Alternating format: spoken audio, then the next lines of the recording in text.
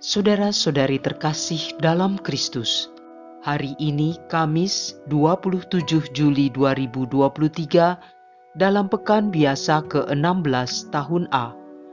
Bacaan dibawakan oleh Margareta Yvonne, Mazmur dilantunkan oleh Emerenciana Adistana, dan renungan ditulis oleh Yohanes Kristanto.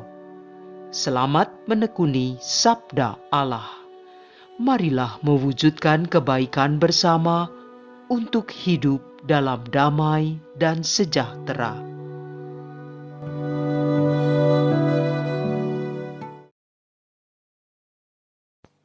Dalam nama Bapa dan Putra dan Roh Kudus. Amin. Allah Bapa yang kekal dan kuasa, puji syukur kepadamu atas rahmat kehidupan yang Engkau berikan kepada kami.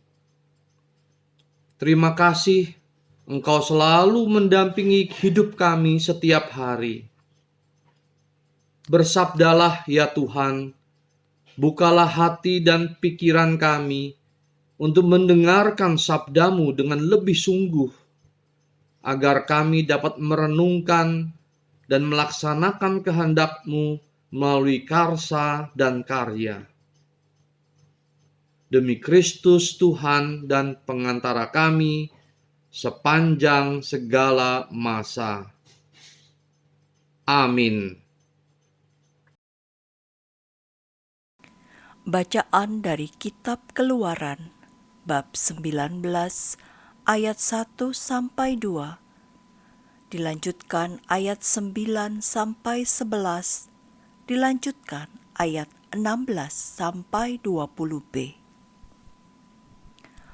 Pada bulan ketiga setelah keluar dari tanah Mesir, orang Israel tiba di padang gurun Sinai pada hari yang sama. Setelah berangkat dari Rafidim, tibalah mereka di padang gurun Sinai. Lalu mereka berkemah di padang gurun. Orang Israel berkemah di sana, di depan gunung Sinai. Bersabdalah Tuhan kepada Musa, "Sesungguhnya aku akan datang kepadamu dalam awan yang tebal, dengan maksud supaya dapat didengar oleh seluruh bangsa apabila aku berbicara dengan dikau, dan juga supaya mereka senantiasa percaya kepadamu." Lalu Musa menyampaikan jawaban bangsa itu kepada Tuhan. Maka bersabdalah Tuhan kepada Musa, "Pergilah kepada bangsa itu, suruhlah mereka menguduskan diri hari ini dan esok, dan mereka harus mencuci pakaiannya. Menjelang hari ketiga, mereka harus bersiap-siap, sebab pada hari ketiga Tuhan akan turun ke gunung Sinai di depan mata seluruh umat."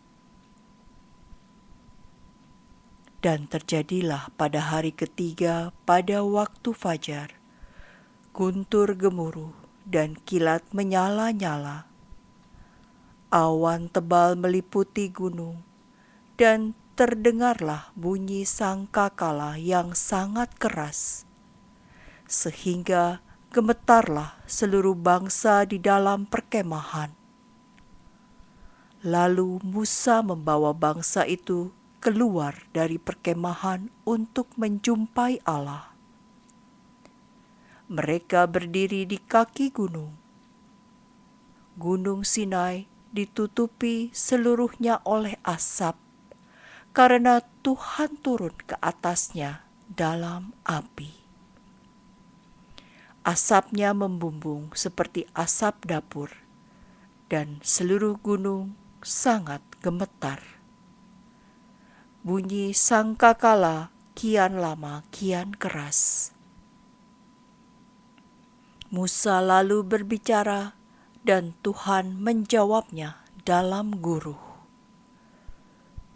Tuhan lalu turun ke atas gunung Sinai, ke puncak gunung itu.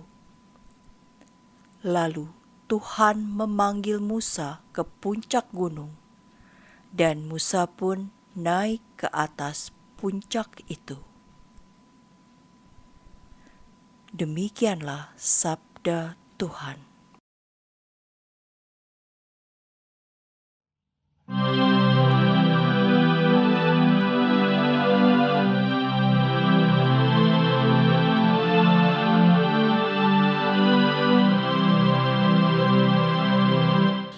Kepadamu-lah pujian selama segala abad. Terpujilah Engkau, Tuhan Allah leluhur kami. Kepadamu-lah pujian selama segala abad. Terpujilah nama-Mu yang mulia dan kudus. Kepadamu-lah pujian selama segala abad. Kepadamu-lah pujian selama segala abad. Terpujilah Engkau dalam bait-Mu yang mulia dan kudus. Kepadamu-lah pujian selama segala abad. Terpujilah Engkau di atas tahta kerajaan-Mu. Kepadamu-lah pujian selama segala abad. Kepadamu-lah pujian selama segala abad. Terpujilah Engkau yang mendukai samudera raya. Kepadamu-lah pujian selama segala abad. Terpujilah Engkau di bentangan langit. Kepadamu-lah pujian selama segala abad. Kepadamu-lah pujian selama segala abad.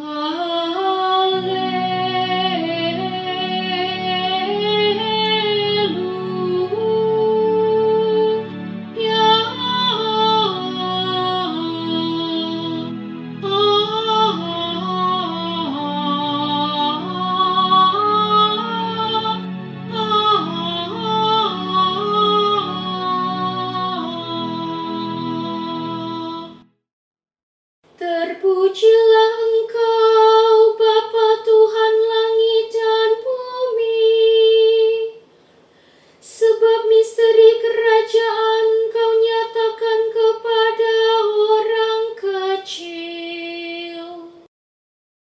Haleluya.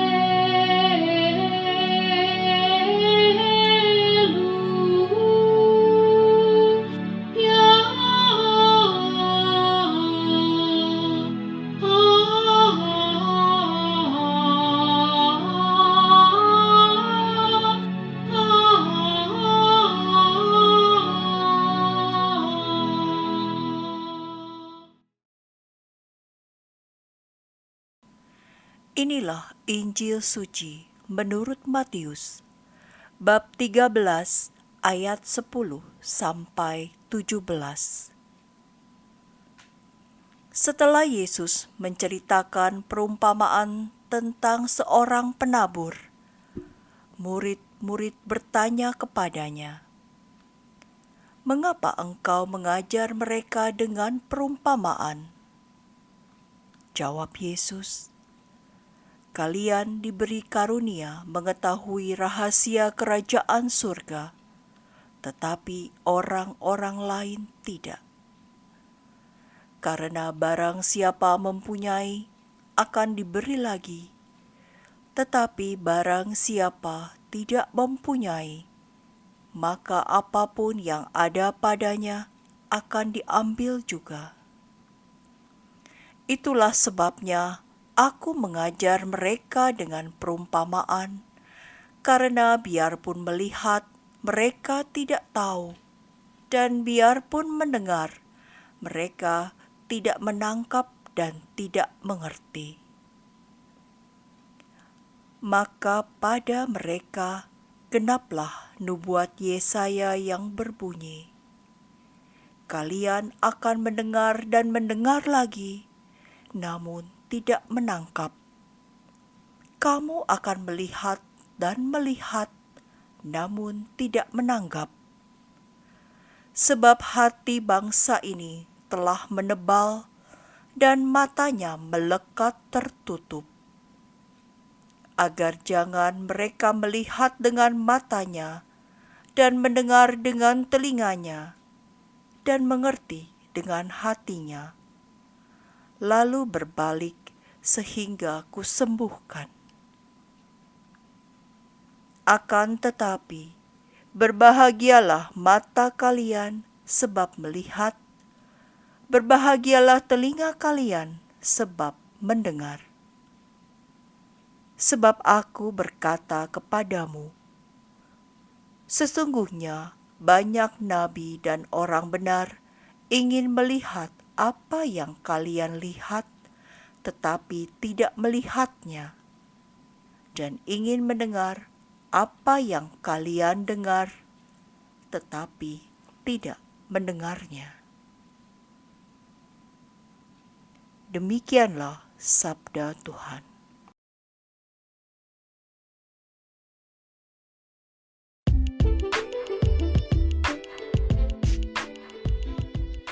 Keistimewaan yang diberikan Allah. Renungan dibawakan oleh Willy Wibianto.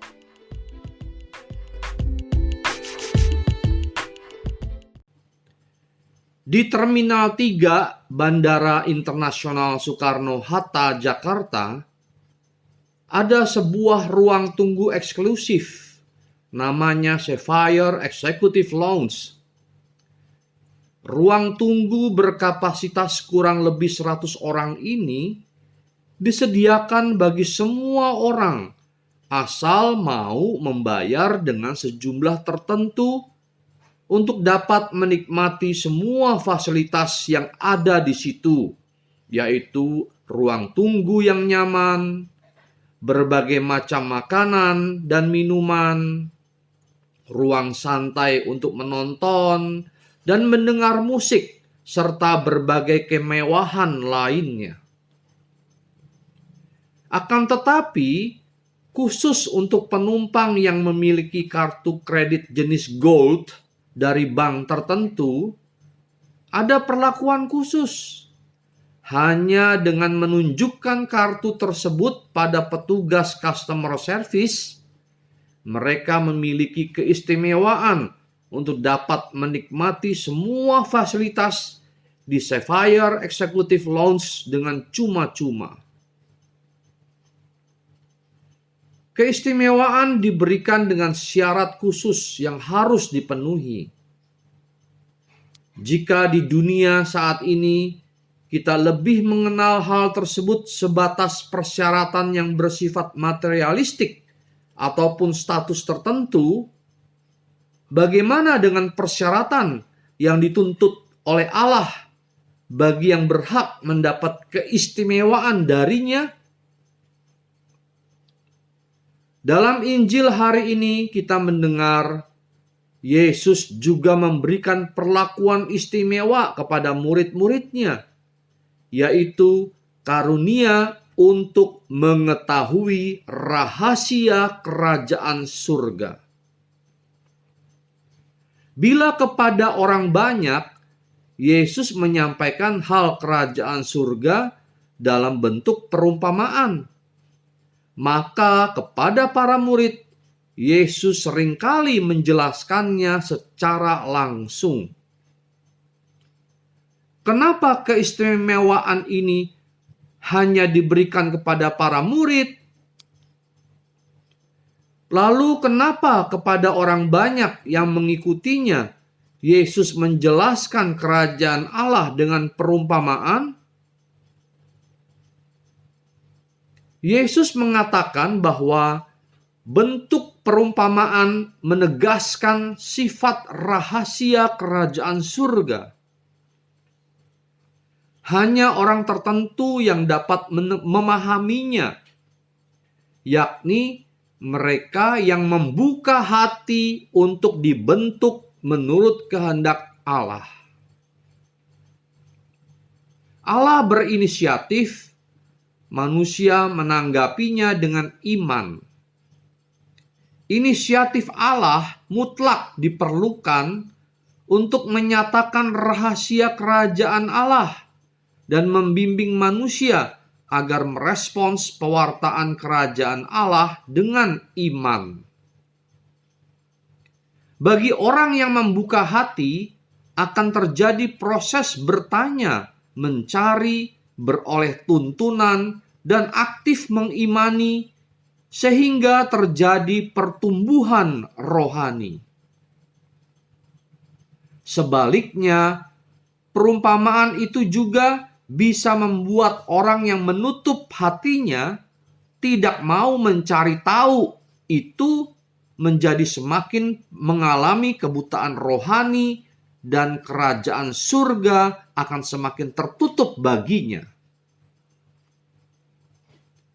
Di zaman modern saat ini, tempat ibadah yang sama, bacaan Alkitab dan pengkhotbah yang sama, tidak menjamin pengertian yang sama bagi setiap orang yang mendengarkannya.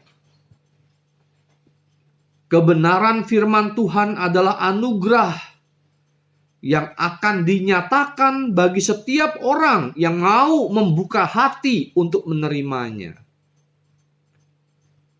Bagaimana dengan kita? Rahasia kerajaan Allah terbuka bagi kita yang mau membuka hati dan menerima karya Roh Kudus. Marilah berdoa.